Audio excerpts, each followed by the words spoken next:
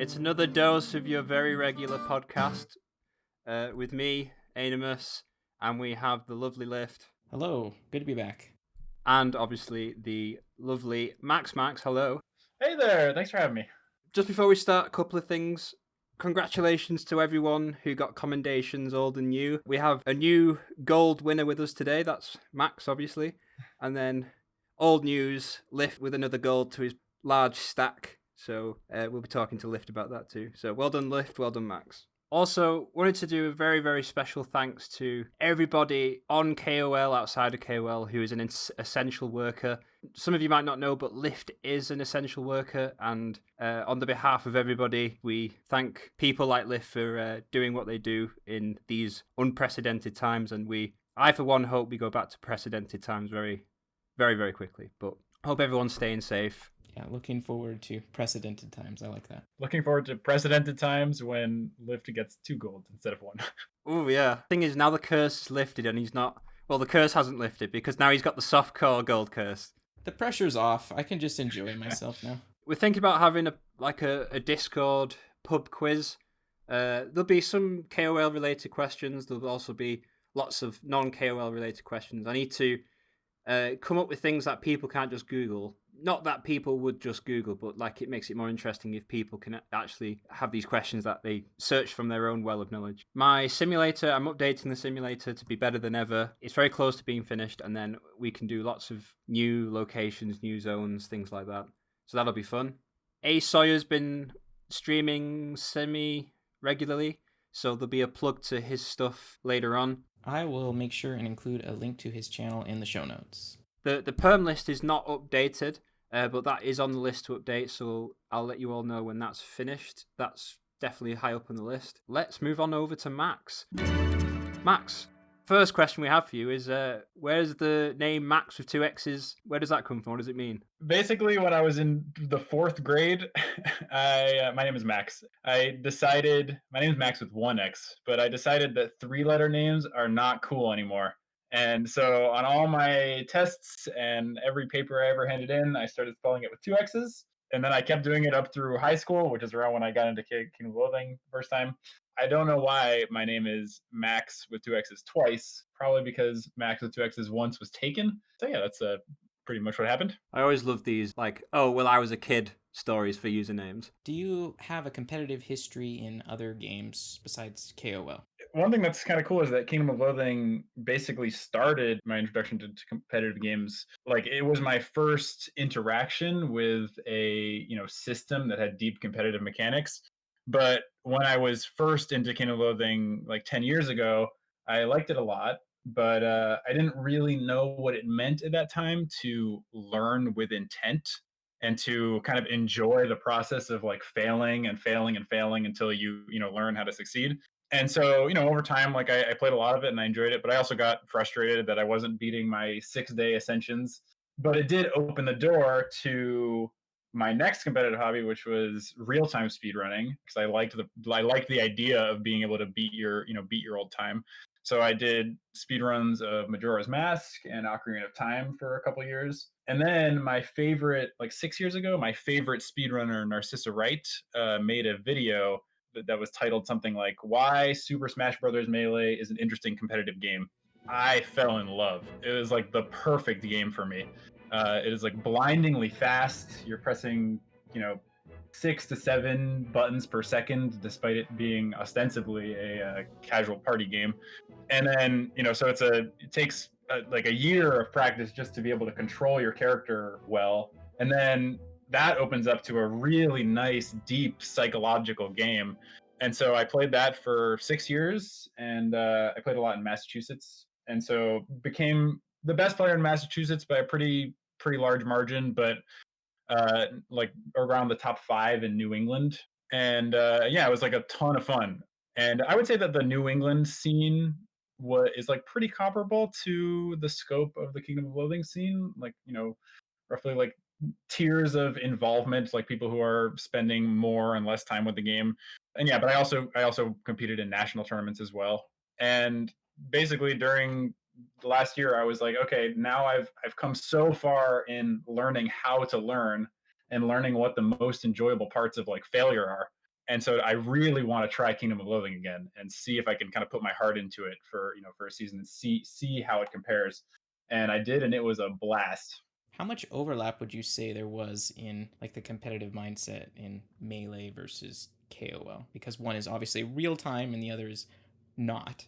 Yeah, I've been thinking a lot about that question as I move forward with it. And I think the biggest answer for sure, like the one thing that Kingdom of Loathing has over Melee for me is that in Melee I loved the feeling of, okay, it's time to play your set and it's going to be 15 minutes and it's important and you need to tell yourself to zone in, and the feeling of having complete mental control after years of not being able to keep mental control is like so fun. One thing is that in Melee it's like, okay, you play your set and it's like 15 minutes where you're in the zone, you see the matrix, it's great. But in Kingdom of Loathing it's like you get that feeling for hours, just and across days. Like it is in the last 15 days of Plumber, like it was one of my top competitive experiences of all time. Just waking up every day and trying to figure out how to keep mental control and keep focus and keep motivation was so fun. It's like a mental puzzle. It's great. So I'd say that's the biggest. Well, you'll agree. It's not like when you finish your turns on day one that you just stop thinking about the run. No, not at all. Yeah. Like it kind of consumes the rest of your day. You're thinking, you're jotting notes about what you need to remember. Yeah, absolutely. Like in my gold run, which is like some of the most I've ever had competing, I after day one went really well and had like incredible luck, like really top notch RNG. I was like that run like consumed my whole life. It was like I couldn't sleep every day, and when I did sleep, I had bad dreams and woke up super early because I had bad dreams about throwing the run, and then I'd like wake up tired and like not in any condition to sit down and play like Kingdom of Loathing turns. But it'd be like a whole extra game of trying to figure out how to what music to listen to, like what to eat, like what how long I should go for a walk, like all these different tools of figuring out how to calm myself down and how to feel confident enough to start playing and finish the run. And so yeah, it really became like that was the joy in it for me, is like it becomes everything. And that, folks, is the dedication it takes to get a commendation in KOL. Let's talk a little bit about your history with KOL. If I understand correctly, you were playing around, let's call it a decade ago. You took quite a long break, and then you came back somewhat recently, just before Plumber, if I'm not mistaken. Yeah, in the back half of 2019, the last couple months of 2019. Do you want to explain what brought you back to KOL suddenly? I played the most, yeah, about 10 years ago, and then kind of was faintly interested in Kingdom of Loathing over the years. Like maybe once every 2 years, I would get into it for a month or something like that. I happened to get into it for a couple months during License to Adventure, and just kind of idly, played a couple runs and then drop off again. Basically, just enough time had passed, and I was thinking about it more and more. And after kind of reaching a new height in Melee, I was like, oh, I want to give it a chance in the game that kind of started it all. And it was just kind of like a random realization that apparently took that many years, that I really want to put everything I've learned about how to learn into this game that kind of started it for me. Yeah, it is fantastic to see. I won't call you a new player, but a returning player to come onto the scene and then do so well. Show the dedication. Because how many Plumber runs did you do in the end? I did a lot. It was like, I think basically every Plumber run I did was with the intent of at least doing serious planning work. And I would say like half of them were really serious attempts, to try to get my personal best lower and lower. So like for the early, even the first month, I was trying to do like, I don't know if you call it like razor edge runs, but I remember like me and a couple of the early leaderboard players were like going back and forth for the top spot in the first month. That was like partially due to my kind of just excitement to be putting all of myself into a new game, even though I knew that, likely items melt will come out, likely the meta will change, likely I'll learn more, and probably the last 15 days are going to be the ones that really count. But I was having so much fun that I was just doing like a ton of attempts early on. It was probably like 15 really serious attempts with another 15 that were, for data collection and kind of mapping out. Yeah, absolutely spot on. 31 runs in total, which is Next level dedication there. Definitely deserved that gold. And we'll be talking about that very shortly.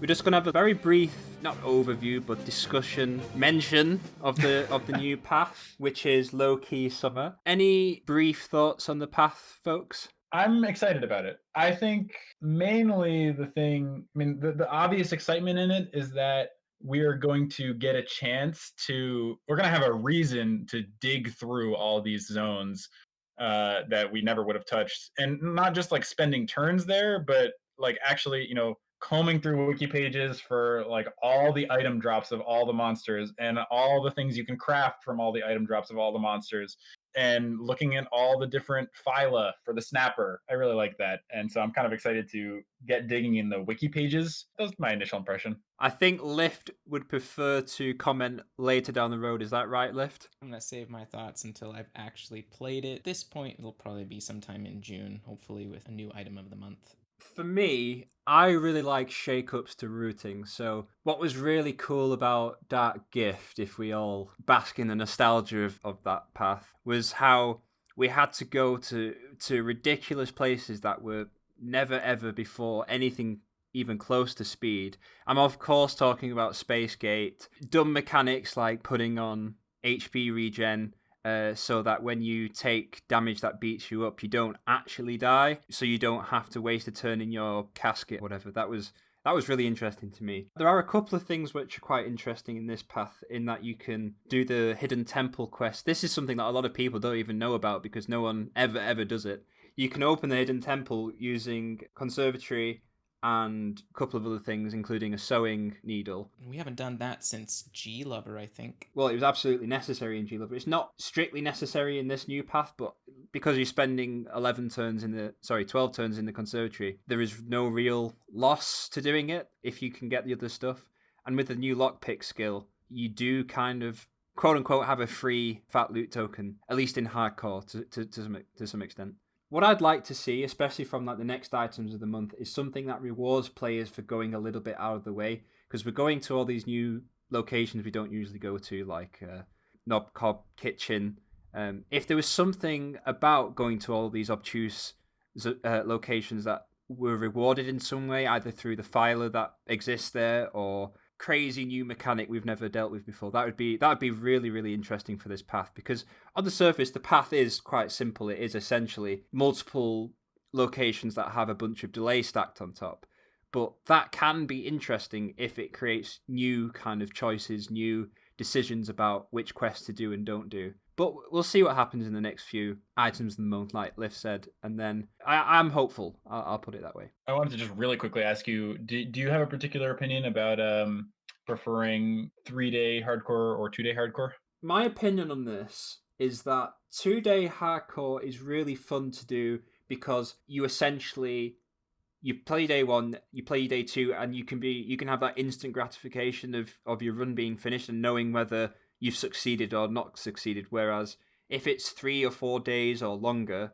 you don't know really how things have gone until the end. It's nice to have the rewards sooner in 2-day, but at the same time, playing a full run in 2 days is very mentally consuming. I'm sure both of you will feel the same about that. I'm not sure whether it's more consuming than stretching that out over 3 days, and it does put a time pressure. Say August item of the month is impactful. The amount of hardcore runs you can complete in the, let's say, 11 days left of the path is lower because you can't chain runs as easily. So once a run goes past the 2-day mark, you start getting into the territory that you've got. For every day that you play the run, you have 100% more of your resources. So you have 100% of your resources, and then another day you've got another 100% of your resources, and that goes on for every day that you play. Which means you have to think about optimally using everything, because you have to think about the fact that you could do some things on day 3 rather than day 2, or you could bank turns here, or you could... It does get a little bit complicated. But that said, I think I do prefer a meta where a 3 or 4 day hardcore meta is probably my favorite meta. It really does depend on what there is to interact with and such. It definitely depends on a lot of things. like the instant gratification of a 2-day hardcore run is something I really do agree with. And that's like really powerful. Depending on how much variance is in whatever path you're doing, having fewer attempts because the runs take 3 days is like less of a big deal. So in Plumber, there was like kind of a lot of variance. So I could understand like that, even though I liked the 3-day run, it's rough to have variance mess with you on a run that takes 3 days. But if there was less variance, I think I might strictly prefer the 3-day medic. There was a little less variance on day 2 or 3. I'm fully on board with a longer hardcore run. We have the 2 gold commendation winners here. That is obviously Maxx and on the hardcore and Lyft on the softcore. Out of context, that's such a weird thing to say, but I'm just going to hand it over to you two. What's some of the main thoughts and takeaways from Plumber? Anything you'd like to particularly talk about? What do you want to start with first? The main gimmick of the path, which would be how it threw off how to level? Yeah, let's start with that, because that's also happens to be by far my favorite aspect of Plumber. So let's talk about hardcore. Was the difference between Moxie and Muscle at all important? Like I ended up in kind of the same place that everyone else, but I feel like I went through a slightly different progression of learning how to level at the beginning, because I like missed somehow a lot of the other kind of obvious tools people were using, like the HGH pizza. Like my brain saw snifter of thoroughly aged brandy in the library, and that you're guaranteed 5 early ones of those if you handle your item drops right. So, Max, I'm going to interject there. What on earth has brandy and... Please explain brandy and pizzas. Yes. Okay. Yeah. It's a little bit of a shame that like the most interesting part of the path for me hinged on an item of the month that like not everyone has access to. But if you do have the diabolic pizza cube, I think it made Plumber's leveling so cool. The idea behind it is that diabolic pizzas, they take any 4 ingredients that are tradable and discardable. To get stats from these pizzas, every food ingredient you put in a pizza gives, in Plumber, 100 stat points times its fullness, and every booze ingredient for the pizza gives 100 moxie points per drunkenness that it has. The whole time you're using pizzas, normally you're using the pizza cube to try to get both like useful buffs and mix that in with useful ingredients that produce either combat items for most of the time or familiar equipment. But in Plumber, you've got this third aspect of it, which is, okay, you're trying to do both of those things while also including ingredients that give you the stat points you need, because you're not going to be able to get them reliably anywhere else in the run. Snifter of thoroughly aged brandy in the library is a long pizza ingredient, which means that it'll contribute to getting more adventures from the pizza. And it's a 2 drunkenness ingredient. So, and that's 10 drunkenness total, or 1,000 stat points that you have access to very early on in the run. So I saw that and I was like, Moxie all the way. Yeah, I would be curious, like Lyft, how quickly did you come to Moxie as for the hardcore route? I went Moxie to help Black House. I didn't want to have to worry about using triple-sized charges from my powerful glove. Combined that with stacking the bird buffs on day 1, and also not getting hit, because I found that when I was cranking monster level as a muscle class, I was getting hit a few times by, let's say, the swarm of ghoul whelps. The other reason was, just like Snifter of thoroughly aged brandy, you had a way that didn't use any resources to get 3 drunk pizza ingredients, and that was through PvP. By attacking for loot and stealing pretty flowers, you could make shot of flower schnapps, which is a 3 drunk pizza ingredient. Really great for moxie leveling. Muscle had the same exact thing with loaf of soda bread, which is a long name. So again, the differences really didn't matter. So besides these stat creating pizzas, so pizzas for leveling, what were people using pizzas for? The first portion that I really wanted to tackle was eliminating the variance of the billiards room, because you cannot drink in the Plumber path. I wanted a way to get pool skill. Getting pool skill either from Basel Haslan or Influence of Sphere, BUST or INFL respectively. Collecting those ingredients, that was like step 1 of the Plumber plan. I think we both fell along the same lines as far as like grand foundation of the plan and spleen. That was the first idea that really created an overall structure for my run, because in my first several runs, like I didn't have any particular pacing I was going for with leveling. And then I realized that mojo filters really complement the kind of weird spleen size. You've got the spleen size of 5 that doesn't quite fit 2 sneak assaults. But now, if you're able to get mojo filters in run, every mojo filter can feasibly, in a 3-day run, a whole extra sneak assault, which is extra helpful in a path that is extremely variant. Yeah, that was like where it became really important to adopt a leveling strategy that got you to level 11 on day one 100% of the time, so that you could go to the desert beach, use 2 heists and 1 yellow ray from the flower on the swarm of scarab beetles, I think they're called. So you can get 3 mojo filters to round out your spleen every day. So yeah, I agree that was we fell on that pretty much at the exact same time. I remember talking to you about that pretty early and asking you, and you were like, "Yep." And so yeah, that was the first thing that really kind of defined the structure of the hardcore Plumber run for me. Well, Sneaky Soul is essentially pivotal to softcore and hardcore runs. Where were you spending these Sneaker Souls? Like, what was the top tier Sneaker Soul, and what was like scraping at the bottom of the barrel, as it were? From my perspective, there were none that were scraping the bottom of the barrel. It felt so good in a path that had so much variance. I would say if you had to say what the best use is, probably the best use is in the Hidden City, because that has like a definitive like 5-turn save or something like that. Even more depending on what your resources are. Then after that, you're dumping all the rest of your sneak assaults in zones that are all at the same tier because they're all 95% combat rate. Castle has just barely a slight edge over the Friars, which were the 2 other zones that I used Sneakazol in. The Castle just barely has an edge over the Friars, even though they're both 95%, because the Friars do have the 5-turn pity non-combat that'll be given to you if you get extremely unlucky. I think both of those uses are extremely good for Sneak Assault. So that was what I used all of my Sneak Assault on. As for what Plumber actually had inherently in terms of like skills and little tricks and perks it could do with its skill set, what was there? My understanding is that there wasn't too much to work with as such. I think the most important one was your 50-turn cooldown yellow ray. Would you agree, Max? Yeah, I would say so. That was what we both ended up buying with our coins first thing. So turn 0, picking up a bonfire flower and bonfire barrage. Yep. To get your yellow ray active as soon as possible. I think in both of our cases, we were heading to the island yellow ray a hippie for the outfit. Okay, that's a question that I didn't actually get to ask you. That was a lot of my runs toward the end involved going to the hippie immediately and using the yellow ray there so that you could start the 50-turn cooldown immediately.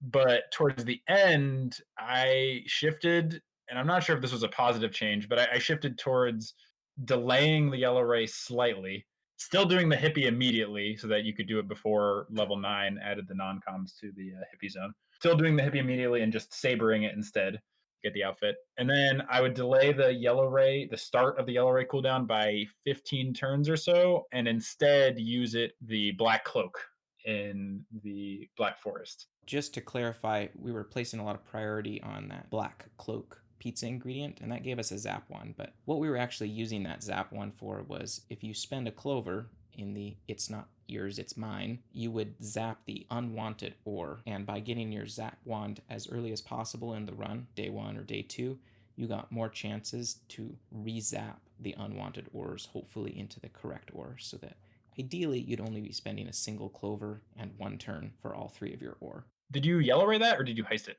I yellow rayed the black cloak. Okay. So yellow ray on turn 9, and then yellow ray number 2 would be black cloak. What do we mean by heist, just for people who might not necessarily know these shortcut terms? Heist is the cat burglar's special ability. Your first heist is after 10 familiar combats with the cat burglar, and it allows you to retroactively grab an item from a monster that you banished or defeated, whether or not you managed to get the item the first time, or even if you did, you could get multiples of it. So that's how we were getting 2 extra mojo filters with only a single yellow ray, is using the cat burglar and then heisting multiple mojo filters or whatever our target was. Perfect. It turned out to be kind of important in a couple sections that the yellow ray and plumber both took a turn and counted as a kill. That's an attribute that is kind of shared with the heists, that you can kill something, have it count as a kill, and then still get the item. So like the Black Forest is a good example where you're trying to make your way through the Black Forest progress. You need that black cloak because the cloak can get fed into a diabolic pizza to give you a zap wand, which you can then use to get all your ore. You don't want to use your saber because that would effectively not, the saber doesn't count as like a combat happening, and it doesn't advance the Black Forest counter. And there were a couple circumstances like that. I'll think of a couple others. Well, it was important for the mojo filters because you couldn't saber and heist the same target. Max, I think right away you were doing fun little technique in the kitchen. The full 9 dench and hot resistance at the very beginning of the run could be a little difficult. You want to talk about trick that I think we ended up both using, but you want to explain how that worked? I think quite a few people were using this. Since you don't have all your resistance skills, your elemental resistance skills that you would have in standard, one tool that I was using, Plumber Gear Shop, gives you this back shell, which has a non-variable cost. It's always 100 coins, so very consistent.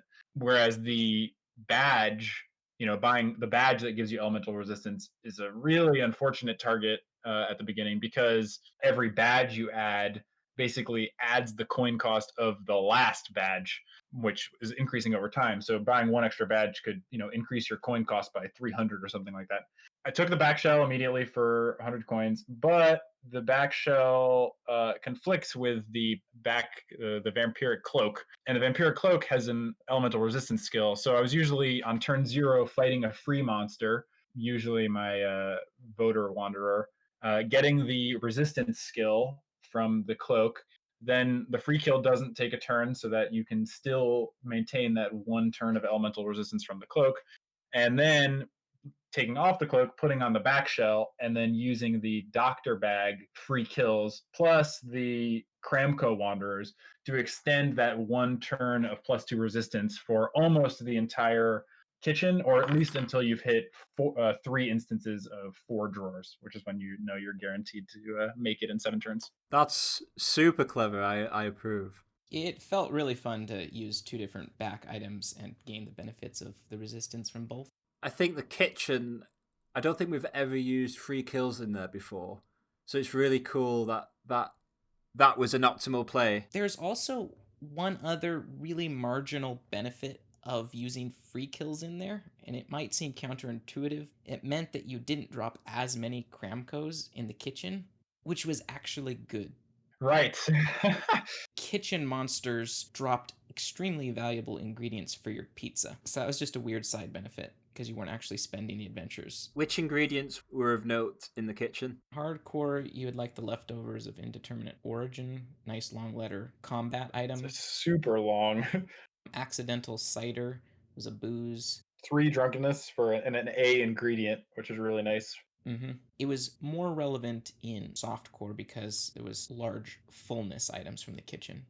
Yeah, the stale baguette is pretty nice. If you're using the bust pizza in the pool room, you have your B for the blood-faced volleyball, so you can get your familiar equipment from the pizza.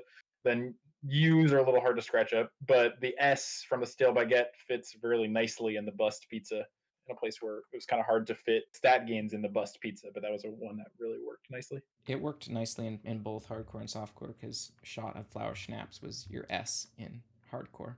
Early on, before I realized that pretty flowers were really good, I was off on some crazy tangent thinking that the were cougar in the barroom brawl was really good, because it had like 12 drunk worth of ingredients and like tequila with training wheels and a strawberry drink, so like S&T. Didn't end up using that, but I was off on a tangent. No, it was galactic brain, nevertheless. It was true. I mean, the fact that they fit so nicely into the bust pizza, which we previously didn't have any good ingredients for, was like, oh, that was so good. I wish that had been usable. Was it quite close if it hadn't been for the flower schnapps? Cougar, I think, is the only dude in that zone, Mm-hmm. so you could pretty reliably get it with just 1 saber. At that point, it might have been better just switching over to muscle, but it was fun to consider. I realise we've wound back onto the topic of pizzas, but just there is something we did forget to mention, is that there was a little bit of RNG in the Tower Elemental test. Do you want to walk us through why that mattered? It was kind of funny because they were the opposite difficulty of, in standard, where if you get the hot elemental test, you are instantly passed, and the cold elemental test, you're basically get a free pass because of the Dreadsylvania skills. Whereas in this one, hot and cold were like pretty rough.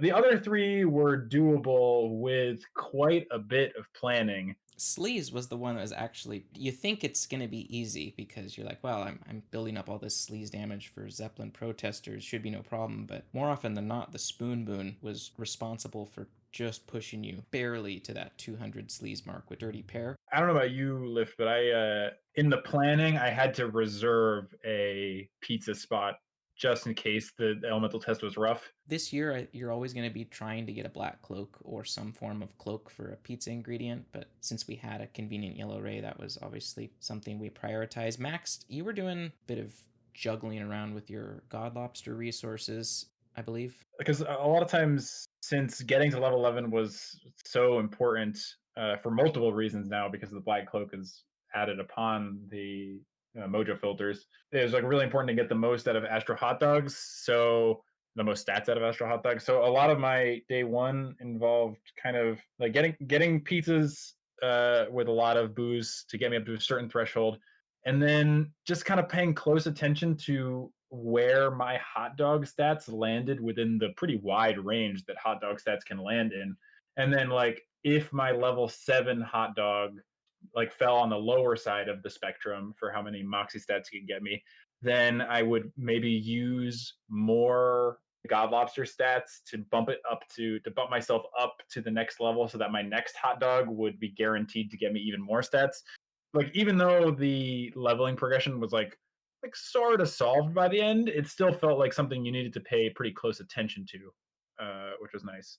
Although I do think there were other ways to do it. Like you did not use your God Lobster sets on day one, right? No, not at all in hardcore. I just opted for minus combat and going with the cloak pizza on day 2. So speaking of leveling, this is from me basically not knowing that much about the speed path this time. Were people buying torso in run? In softcore, yes, not really for stats, because January's garbage tote has an item which is the garbage shirt, which doubles stat gains from combats, but you're not getting your stats from combat, so that really wasn't the draw. It was more if you were going to buy the gnome skills, powers of observation for the item drop, and then also torso awareness.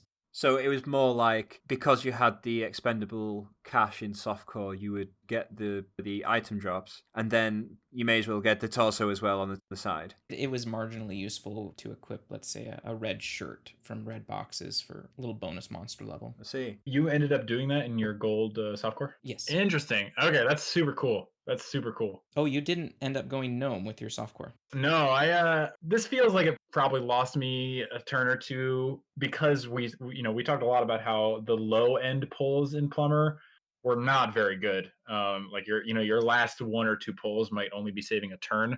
But my thought was that okay, I want to minimize the number of necessary pulls for my like to get through the first day, and so I didn't pull the dictionary, and so that made me feel like I needed to go for the null to get the meat car. So do you want to switch gears and talk about softcore now? Yeah. So your leveling plan in softcore, correct me if I'm wrong, but you did not pull the pie man was not meant to eat. Yeah, that followed basically. Yeah, that was exactly the same thing. Where I'm not sure if it ended up benefiting me or it might have been a net neutral, because my philosophy kind of going into softcore was like, okay, just minimize the pulls needed to get through the first day. So I also like kind of worked on a leveling plan that did not need that pie man was not meant to eat, because that felt really good to not have to pull.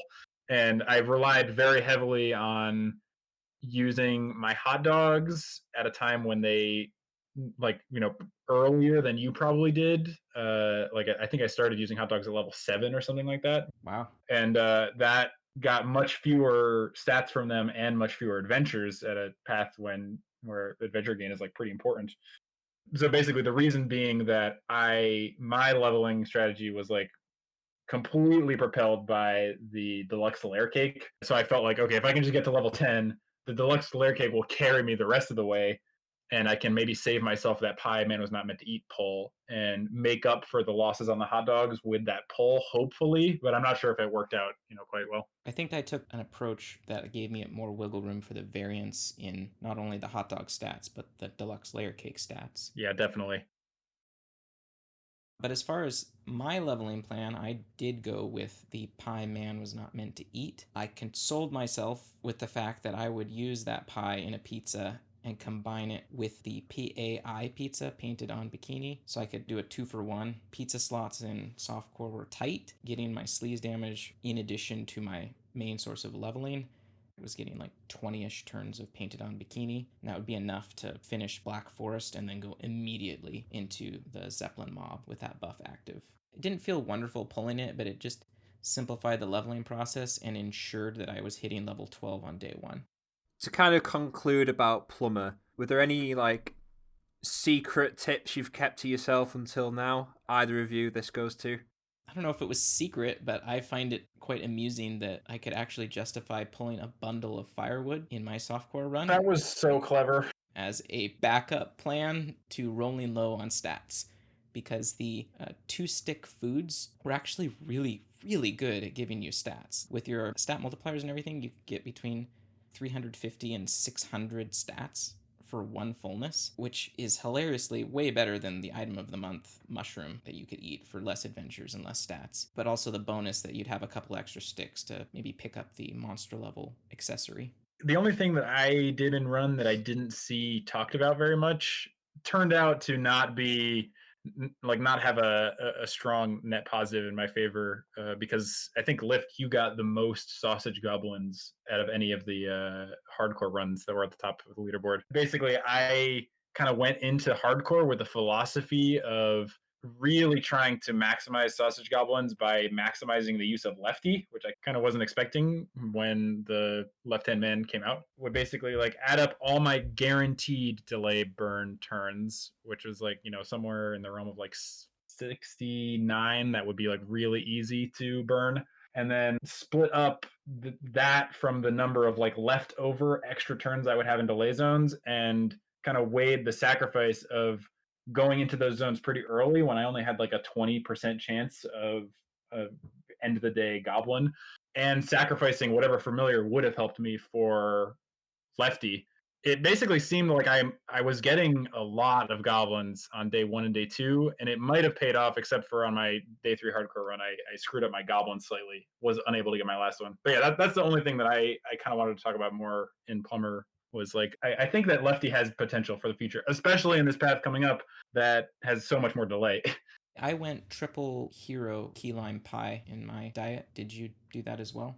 I wanted to so badly. I spent days trying to figure out how to fit in a third pie, and the way to do it was the way you did it, which was like kind of doing some compiling of your day 1 pizzas and stretching the pie man was not meant to eat, as well as the painted on bikini in day 1, which allowed you the extra, just barely enough stomach space to fit in the third key lime pie day 2. And I could not figure that out, so I did not do that. And then just a quick shout out to Cluster Bomb, I guess. Oh, yeah. Do you know who originally found it? SSBB Hacks. Everyone brings it up now and again, but he was the one that reminded me. Yes, Hacks was 100% the person that reminded me. Because basically, for anyone that doesn't know, the Cluster Bomb allows you to fairly trivially, with just the one combat item, tower kill the Wall of Bones. The RNG for the boning knife at the end of the run really isn't that bad, because after you defeat the Wall of Meat, more copies of the non-combat are added.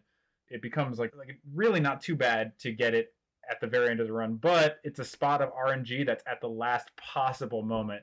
And I have lost day count multiple times to Wall of Bones. So now I didn't need to worry about that, and it was an insta pull. It was great. That's one thing I should mention is I did a somewhat iffy strategy in my hardcore run of saving a single sneak assault for when I was at the Wall of Bones. I didn't know that. So that I had a 4 in 7 shot of just sneak assaulting into the boning knife. That's so cool.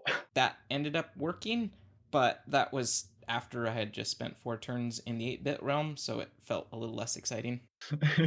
That's still really nice. Yeah, I feel like the Cluster Bomb turned out to be the best pull of all 40 pulls, because it, for all I know, it could have saved me 1 full day. Aenimus, any other questions or points that we've forgotten about? How do you cure hay fever? Sorry, I'm sneezing away here. A Cluster Bomb probably would help. I'm sure it would. A cluster bomb in my sinuses. Yeah, really nothing it can't do. Wall of Skin, any remarks about that? Do you want to thank somebody?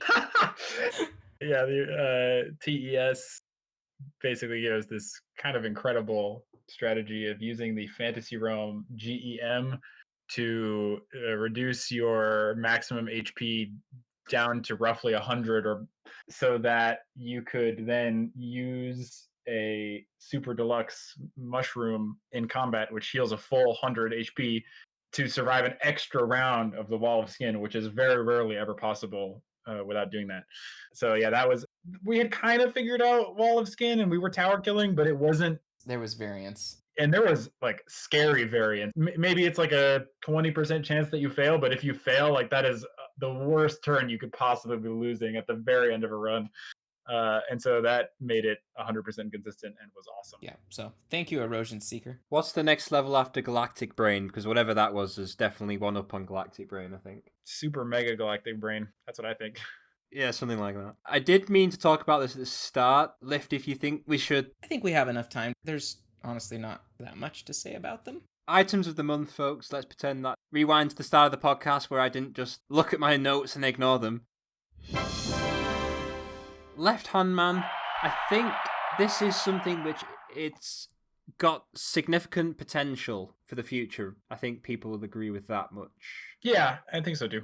It's in a really weird spot that you need directly competing, probably item of the month, offhands. So far, I think it's like interesting. The way that you fit it into a run feels really nice because it's very rarely ever ubiquitous. Like anytime you're using Lefty, it feels like you feel kind of clever. Lyft, you were telling me about the times that Lefty carried you to the finish line in the tower tests. Ah, yes, he held my latte. That was nice of him. So it feels good that it's like a thoughtful item of the month, but that thoughtfulness currently only, I feel like, gives you an extra maybe 1 or 2 turns, maybe 3 if you get in a bad spot like the tower test. But it's got potential for sure for the future. One of the main uses is that you can stick your Kramko on Lefty and have your compass on your main person. That was how I tried to fit it in, because both times you're visiting the desert. I mean, like sometimes you visit the desert all at once, but I think a lot of times I was splitting the desert into 2 separate trips. One with the initial 10-turn ultra hydrated boost, and one with the pizza ultra hydrated boost. And since you're committing to staying there for 10 turns, it's a really nice place to put your, exactly what you said, your low percentage goblins, where, okay, you might not want to be adventuring with the Kramko at 20% chance of getting the free fight normally, but if you're committed to being there for 10 turns, then a 20% chance is like very likely to pay off over the stretch of 10 turns. And that's a turn saved. But it's really rough with familiar uses, and I do agree that it would have been hard to pull off really consistently in Plumber. Okay, now moving on to the point of contention on everybody's lips. Oh, the bombshell. A 3 potency awesome booze with a decent effect, but nothing to write even to your acquaintance's dog about. It's something. It's something. It is awesome booze. 4 turns average, something like that, which isn't terrible. People were a little bit angry. Let's go with that as a euphemism. A little bit angry about what it was doing, and what it wasn't doing is more accurate. And then it became an accessory. Now the accessory is not, again, anything you would write home to your acquaintance's dog about. Well, I wasn't even able to equip the accessory, because between fancy boots, nose ring, and the glove. You need the glove. The glove, there was no time to ever equip it. But that said, was it not a blessing to not have all 3 months of planning and routing go out the window? Yes, in a way that was nice. The item of the month released on the 4th, and that means we only had 10 days. For me, that was only, even if I had time, that would have only been 3 hardcore attempts. And that's obviously if you had the time to even do to get those in. Yep. You can upgrade it in Aftercore. That's something people can do. It's also something people can be angry about, because it takes limited edition, somewhat expensive content to do some of the platinum quests. So, you know what? You're not going to leave it there. It does quite nice things if you want booze in your run. If it makes you angry, just try not to think about it. I think people are missing the main thing that the Guzzlr gives you, and that is a small shot of confidence. Every time you get to click on that platinum quest, and you just get a free cocktail crafting kit every day before you spend any turns, just as a nice gift. Yeah. Assuming you have free crafts, make sure you perm free crafts. Is the only one we have in standard at the minute, is it Lyle's turn cutting thing from Fantasy Realm? Yep, so we have another 7 months of that, and then that drink will then cost us a turn, so even better. Any last comments, business, news? It's always fun to be a part of the speed community, especially toward the end of a path. There's a lot of excitement and ideas are being bounced around and in the channel, and nice sense of camaraderie and fun. Thank you to everyone who participated, and congrats to all those that earned commendations again this season. Yeah, I was about to say the same thing. Like, this was basically, I knew kind of going into it that these last 15 days were going to be like amazing, and I was not let down. And that is like very much due to the kind of unique community aspect at the last second. Everyone scrambling together, everyone, churning out last minute ideas, and also like everyone kind of commiserating over RNG at the last minute and trying to stay focused and trying to encourage each other, and it's just like really magical. And then, funnily enough, your quote unquote competitors are usually right there with you, cheering you on, which is really unique and fun thing about KOL. It's great sportsmanship, it really is. People sharing routes, people sharing tips and tricks. Really nice to see, and how that kind of thing is being encouraged even more than ever is great practice. So I'm going to leave it on one comment, which is anyone who's new to /challenge, Saturday night, if you didn't know, is party night, so go nuts in there, folks. It's always the essence of KOL shenanigans in challenge. That'll be it from me. Thanks for organizing this. Nice to have a podcast, and hopefully we'll see you in a couple of weeks. Thank you so much for coming on, Max. An absolute pleasure.